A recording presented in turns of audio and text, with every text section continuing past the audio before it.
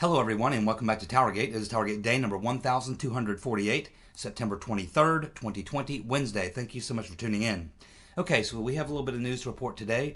Some Spygate news and a couple things regarding the Supreme Court nomination. I just want to touch on that a little bit. A couple things and then we'll call it a day here. But it looks like that Willard Romney has now made a public statement. His intentions are to vote for Trump's nominee. And that, of course, is game, set, match.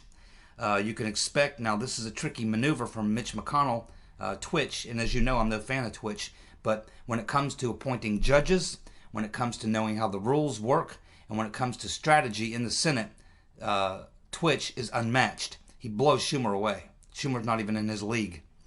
And he blows Pelosi away and everyone else. Twitch is very, very good when it comes to judges. On just about everything else, he sucks. But when it comes to running the Senate, knowing the rules, knowing how to count votes, and knowing how to keep his team in line, for the most part, he does very, very well. Now, Twitch is dealing with two things. He wants to get the Supreme Court nomination done, and he also wants to hold on to the Senate. He's got two senators that are in trouble. If they vote for Trump, it could hurt him. Collins and Murkowski. So he's likely going to allow those two to vote against, or he's going to have them just vote present. Either one would suffice. Because now that he's got Romney, and I'm sure he went to Romney and said, look, we generally allow you to play the game. Not this time. Your ass is going to vote. Okay? Because we have to protect the Senate. Unless you want to be in the minority. You want to be in the minority? Good. Then you're going to do this. You're going to vote for the nomination, and you're going to go out and make a public statement saying so. That I'm going to give a call to Collins and Murkowski and let them know they are free to do whatever they need to do to protect that seat, those two seats. So they'll likely either vote against or they'll vote to abstain. They'll vote present. That, it looks like the masterstroke that Twitch has pulled. We also have Lindsey Graham saying that, and this will actually help Lindsey Graham. He's in a tight race as well. Cory Gardner, they got him to stay strong, and this will help him as well, I do believe. Although it's a little closer in his case, but they're going to have one vote to spare. They won't even need Pence to break the tiebreaker, and they don't want to have that to happen. That's not what they want to have happen. They want to get it without having to have a Pence come in and break a tie. So you got to hand it to Twitch on this particular case and on all the cases regarding judges. Twitch McConnell is unmatched in his skill to manage the situation. But there's something else going on here. Lindsey Graham says that they can get it done in 37 days. In other words, before the vote. So what's he talking about? Well, what he's talking about is a lot of people think that you have to have 30 days for the nominee to submit all of their background and bio information and for all the members to be able to review the background. 30 days. And then you need 30 days for hearings and all that sort of thing. That's not true. Hearings are not any law. Hearings are not any hard and fast rule. It's just something that they do as tradition in the Senate. But it's not required. I'm telling you what they're going to do. They are not going to have hearings. Why is that? Because hearings are generally designed so that you'll have maybe some guys on one side or the other, or on both sides, who are on the fence. They want to ask a few questions. They want to clarify a few things. They could go either way. But in this case, there's no Democrats who are going to vote for this nominee, period. There's nobody on the fence. Mitch already knows exactly how many Republicans are going to vote for. He's got his two. He's going to allow to vote against or to vote present. He's already got his thing together, and he's already got his nominee done. The Democrats, they're not there to ask questions to see if they're on the fence and maybe they could be one way or another. No, every single Democrat's going to vote against. He already knows that. So there's no reason to have hearings. And besides, the last time they had hearings, what did we get with Kavanaugh? A shit show. McConnell's not going to allow that to happen again. McConnell is going to follow the following procedure. He's going to allow the 30 days, once he's notified, that once he's been notified of who Trump's pick is, which we understand will be Sunday, McConnell is going to allow the 30 days for all the senators to review the judge's record, and then he's going to hold a vote. There are not going to be any hearings. He's not going to give the Democrats the chance to put on a shit show and do all the things they did before. It's not going to happen. There is going to be 30 days for them to review the nominee, and he's going to have a vote. Period. He already knows what the vote's going to be now. Every Democrat's going to vote against. Every Republican will vote for, with the exception of Murkowski and Collins, and that's the deal. And Trump's nominee is on the court before the election. And then what are they going to do? Let me tell you what they're going to do. They're going to go right to the Supreme Court immediately, as soon as this judge is confirmed, 7 days before the election. They're going to go right to the Supreme Court, and they're going to ask the Supreme Court to make an emergency ruling on these rulings that have been taking place in various states regarding mail-in balloting and how long they can wait before they have to submit the results of the mail-in ballots. Now, the Constitution says that the electors must report their vote totals within 6 days.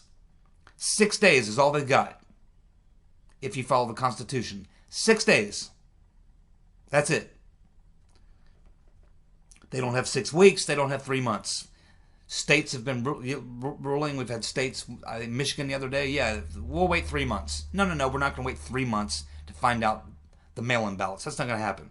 So what they're going to do is they're going to fast-track the Supreme Court nominee. They are not going to have hearings at all. They're just going to have a vote. And then they're going to go right to the Supreme Court. They are going to have the Supreme Court weigh in on the constitutionality of having anything more than 6 days for the electors to report. The Supreme Court's likely going to follow the Constitution because now it will be a 6-3 court. They'll follow the Constitution and tell the states, no, you can't do that. You only have 6 days. And that will be it. That's how it's going to go. We win.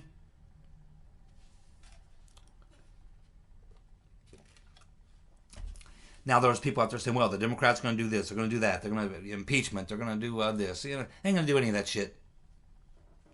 They're not that stupid. They're pretty stupid, but even Pelosi is not that stupid. No, they're not going to do some sort of a stupid impeachment stunt. No, they're not going to do anything in the hearings because Mitch ain't going to allow hearings to even happen. So he's shutting that down already. They can scream and complain and moan and bitch and do whatever they want. It doesn't matter. They can't stop it. Period. Game up. Game's over. Mitch has already won. Checkmate. Now, they're threatening riots. Go ahead. Go ahead. That helps Trump and Republicans. Let a bunch of lefties go out in the streets and riot over the Supreme Court nomination. And in every single district, every single state and county where they go out and do these riots, it's going to help Trump. Or it's going to help the local Republican running against the Democrat. This will hurt Democrats. The riots have hurt the Democrats. So they're going to do some more of it. And they're going to do it on an even larger scale now. Let them do it. I hope they do. I hope they riot all over the country. We've been putting up with it all summer long. Why not? At least we'll get something real benefit out of it this time. This will carry some Republicans that may be in tight races. This will, go ahead and do it in Arizona. McSally's in a very tight Senate race there. Go ahead and riot in Arizona. Go ahead.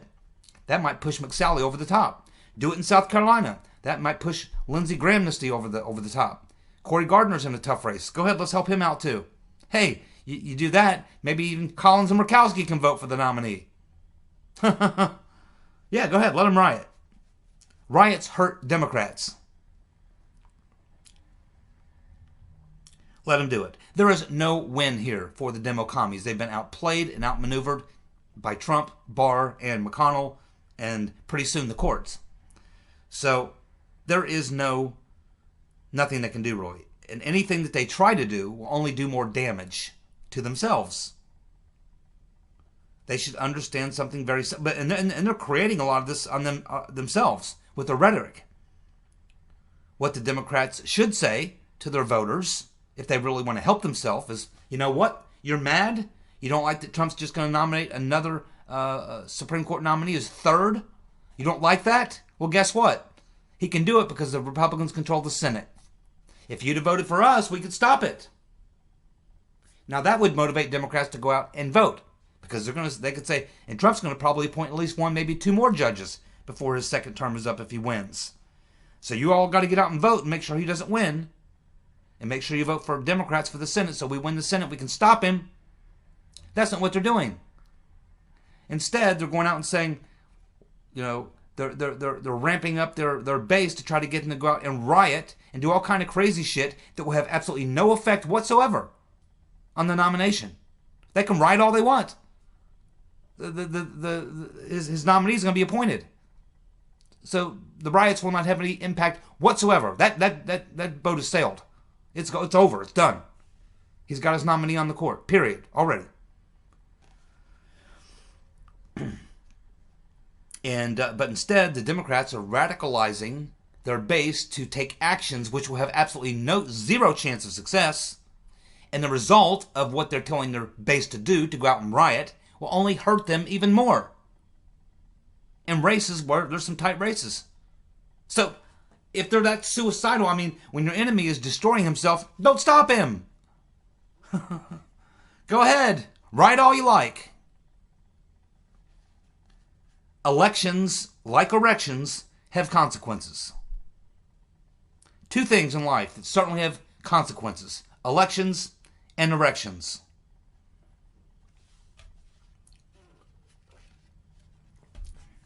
If I were a Chinaman, I would even say, erections have consequences. Yes, erections have consequences. Don't fuck with me, round eye. What was that? Let's try again. This time, total concentration. Now, let's move on. Paul Sperry yesterday tweeted, the Senate, meaning Ron Johnson's committee, is going to drop a devastating report exposing Joe Biden and his conflict of interest in Ukraine involving Burisma, and he's going to do it just before the debate. Well, as you know, Ron Johnson was supposed to drop that this week, but last week he, I guess, got coronavirus or was tested for maybe possibly having the antibody, so he's given himself a 10-day quarantine. So he's in like day 5 or day 6 of quarantine. So he'll be back next week, and we expect that he will drop the report. We've already heard there's some very devastating things in it, one of which we found out is there, and there's solid evidence to prove this. It's beyond a reasonable doubt, is that the Obama administration, Obama personally, his inside people in his administration in the Oval Office, as well as Biden's people, all knew that Burisma had paid a $7 million bribe after Hunter Biden had joined the board. And they knew it. And they attempted to cover it up. And apparently there's some other things that are going to come out that's going to be devastating. And Ron Johnson's going to drop this a couple days before the debate. That's assuming Biden shows up. Now, again, I'll believe it when I see it. When I see Biden walk out there on stage, I'll believe that he's actually going to do the debate. I would not be surprised a day or two before Biden comes out, steps up the microphone and goes, I quit. Kamala's the new nominee. And we'll decide who the VP is going to be at some point. Doesn't matter. That's what I think could happen. We'll wait and see. But yes, this is going to be very damning. Call it October surprise. Call it what you will. Ron Johnson's been subpoenaing these documents for a long time. We've been hearing that they had some hardcore evidence, and it looks like that he's going to come out, do a public statement, name the specific things, seriatim, that are in the report, and then he's going to release the report for the media to report on, or talk about, or what have you. It's going to happen just a day or two before the debates. We'll see if Chris Ratboy Wallace will broach that topic. Something tells me he won't. They won't touch it with a 10-foot pole, I bet. regardless of how much evidence there is to support it. Don't count on Rat Boy. Ratso Wallace. Remember those guys, Ratso and Batso? Yeah. Technofog. Technofog reported yesterday that Sally Yates had lunch with the former chief of staff for Eric Holder the day after the Michael Flynn interview, meaning that interview where Peter's been stroking us and Joe Pientka set up Flynn, ordered to go do it by Jimmy the Weasel Comey. Now keep in mind, before joining the Obama administration, Holder worked for Covington Law Firm. Then as soon as he leaves the government, he goes back to work for Covington. Covington was the firm that was representing Michael Flynn.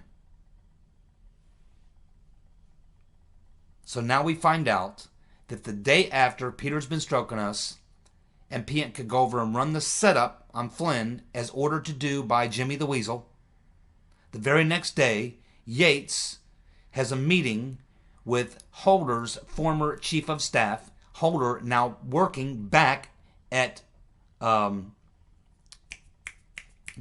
Covington Law Firm, the law firm that's handling Flynn. And let's keep in mind what we learned from Sidney Powell after she took over the case. For a long period of time, for a period of weeks, Flynn was telling his lawyers at Covington, hey man, I don't think I lied. You know, no, you got to plead guilty. We've talked to the FBI. They got the goods on you, man.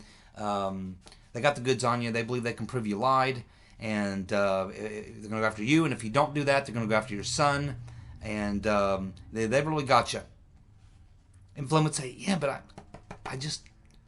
Can't we fight it? I mean, shouldn't we take some issue with it? I mean, I don't think I lied. And like, no. We're your lawyers. We're giving you the best advice. Plead guilty. That's what you want to do. Plead guilty. Get it over with. We'll try to go for a lenient sentence, whatever. Flynn, this whole time, Holder is working at the very law firm that's advising Flynn. And then we find out, months later, from Sidney Powell, that at the time that Covington was telling Flynn that the FBI had him dead to rights, they knew that the FBI had already said, we don't really think Flynn was lying. Yet they're telling Flynn that, oh no, they definitely got the goods on it. They caught you lying. When in fact, the truth is, Covington knew that the FBI was saying to themselves in their own report, in their own deal, we really don't think that Flynn lied. Even Comey said, no, we don't even think Flynn lied. After they'd gotten Flynn to plead guilty. Not only that, it was Covington Law Firm that botched Michael Flynn's FARA application, which is what they were actually going after Flynn for. The predicate for going after Flynn was a FARA violation, based on the mistakes made on the application, which Covington did for him. But they say nothing to Flynn.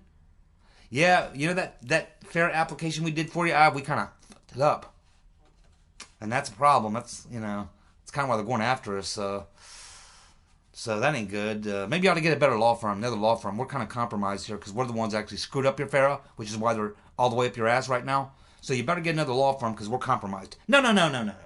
Didn't say a word to him about that. Didn't say a word to him about the fact that that they knew that the FBI had already said that they didn't think Flynn was lying. They went ahead and bankrupted him, took over $1 million of money that he really didn't have. They were clearly, obviously, colluding with the very plotters themselves. The day after the Flynn interview with Pientka and Peter's been stroking us, Silly Sally has a meeting with Holder's former chief of staff. He was acting as an intermediary for Holder and Covington. Can you believe this? How is that law firm still in business? How are they not being sued? There's got to be somebody advising Flynn. At some point, he's got to sue these people. Why wouldn't you? At least get his money back. And they should be shut down. That law firm should be shut down. Anyone who was a part of this should be indicted. They should absolutely lose their law license and go to jail. Working against their clients illegal. colluding with the government working against your client is definitely illegal. Lying to your client is definitely illegal. Maybe they're advising Flynn not to go after them in a lawsuit until his current case is finished. But I don't know. I wouldn't wait. I'd go after these people right now. I don't need. You don't need any more information. You got enough. But maybe Sidney Powell believes that once it's over, she'll be able to get some documents. And I doubt that she'd be the lawyer that handled this type of case. That's generally a different type of lawyer. But I'm sure she'd prefer somebody awfully good. But yeah, Flynn needs to go after Covington and take that law firm down. He needs to take them for every fucking penny they got. This is absolutely sickening. This is sickening. This is the type of stuff that makes you want to just like barf. I mean, this is hard to imagine that this actually happened. And there's probably much more. It's probably even worse than what we know, if that's possible. Whew. Never seen anything like it. Maybe this stuff's always been this bad and we're just now being exposed to it. I'm not sure. But man, what we found out. And I think there's more. I think it's even worse than what we know now. If it can get any worse. I can't imagine it.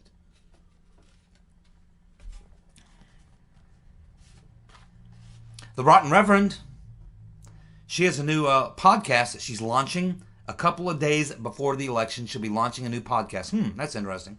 I wonder if Biden will quit.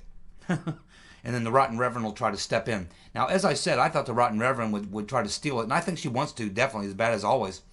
She's just waiting for the opportunity. But I think when the whole Epstein thing fired up and they found out that there are these flight logs and all these records and that Slick Willie's name is going to come up in this. Everybody knows it. Democrats know it.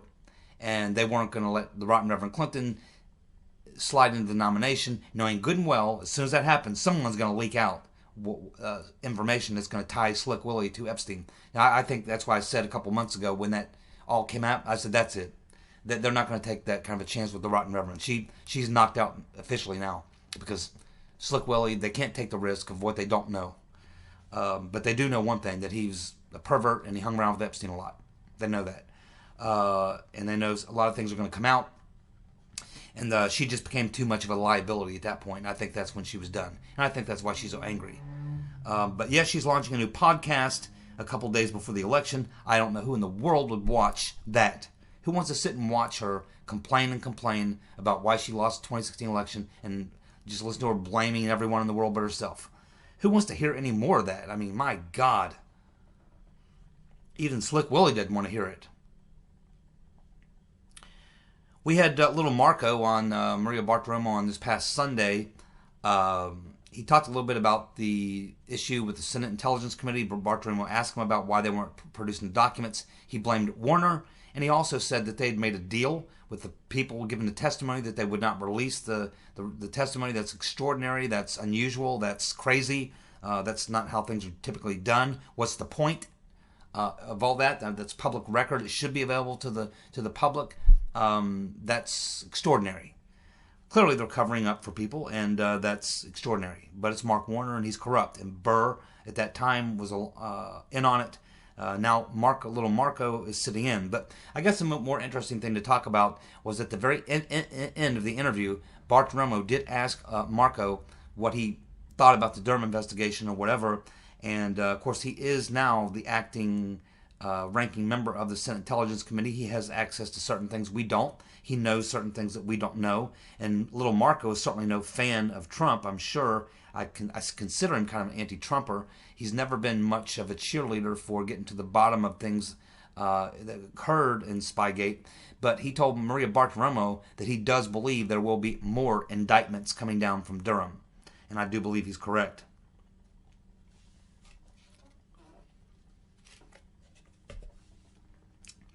Finally, multiple news stories came out yesterday about the book that Andrew Wiseass is going to be releasing here in the next couple of days.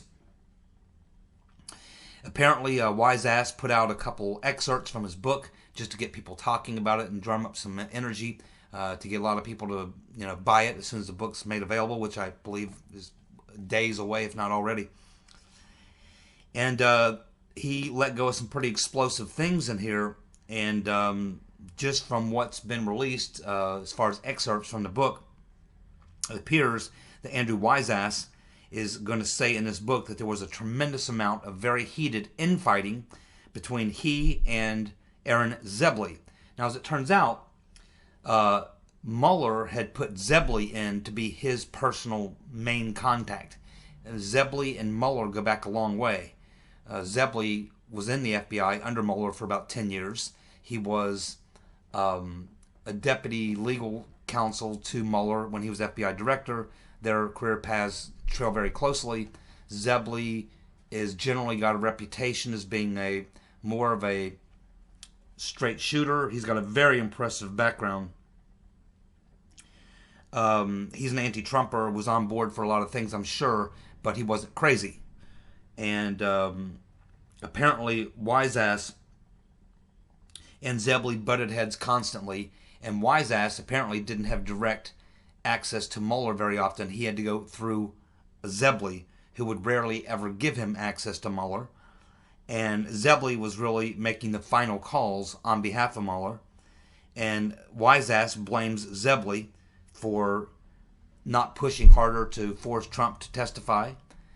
He really goes after Zebley for not forcing Ivanka to testify and not going after her, because that was Wiseass's plan, was to get Ivanka and get her in an obstruction trap, and to use that as leverage to force Trump to testify, to get him in an obstruction trap. But they let Ivanka off, and they thought, well, Trump will fall on the sword for his daughter.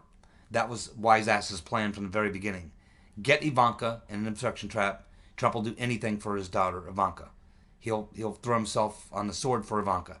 That was the plan, and Zebley obviously knew that, and as much of an anti-Trumper as he is, he wasn't quite that far gone that he would do something like that. So Zebley was apparently the one who refused to really go after Ivanka and to force Trump to testify, or to play that game that Weissman wanted to play. Wiseass says in the book that he would have taken down Trump if it would not have been for Zebley. He describes Mueller as timid, and basically he just talks about, a lot of the book is about the infighting behind the scenes and the battles between Wiseass and Zebley. And that Zebley, as it turns out, was the person making the final calls, not Wiseass, which is why Wiseass says that they didn't take down Trump. It's all Zebley's fault. Now, Zebley, after leaving the FBI and the government, he went to work for one of the most prestigious law firms in New York. As soon as he left the government, the Mueller team, he went back to that prestigious law firm, his reputation fully intact. Wiseass has got sour grapes because after he left the Mueller team, no phone calls. Nobody calling Wiseass to offer him a job at a prestigious law firm. Why? Because, number one, many people know his reputation. They don't want him around. He's a problem. Number two, he was the guy who had promoted himself as the guy who was going to take down Trump, and he failed. So he found there's no love for him amongst the hardcore anti-Trumpers who were counting on Weissman to deliver, and he did not. Therefore, he's now persona non grata. So no phone calls from prestigious law firms coming in for him. So he's jealous of Zebley because Zebley got to go back to this 5-star, law firm making millions of dollars a year, and Weissman has been reduced to going back to a small college in New York to give evening classes.